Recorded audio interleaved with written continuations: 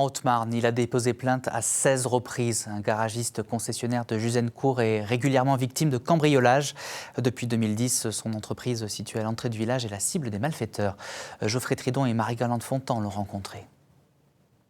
Ils se sont garés là-bas derrière le totem. Ils ont avancé le long du grillage. Ils ont pris une meuleuse à pile. Vous savez, une meuleuse. Ils ont coupé le grillage. Ils l'ont tordu. Au milieu de la nuit du 15 mars, 4 individus volent une voiture haut de gamme de cette petite concession automobile. Un des acteurs a accroché la voiture devant. Ils ont reculé notre voiture devant parce qu'elle s'est mise à sonner, klaxonner. Vous voyez, l'alarme s'était mise en route quand ils ont cassé le carreau ou forcé la portière.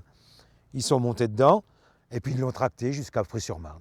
Franck Blondel ne décolère pas, son entreprise est équipée de caméras et pourtant les vols se multiplient. Dernier en date, le 31 décembre. Depuis 2010, il est victime de nombreuses infractions et dépose 16 fois plainte. J'en ai marre. Très simplement, j'en ai marre. C'est tout. Je veux pas de... Après, c'est la colère. On a la télésurveillance, on a les caméras, la télésurveillance. Les gendarmes sont appelés dès que l'alarme se met en route. Nous aussi, on est là 5 minutes après, quoi. Dès qu'on est alerté. Et souvent c'est trop tard presque.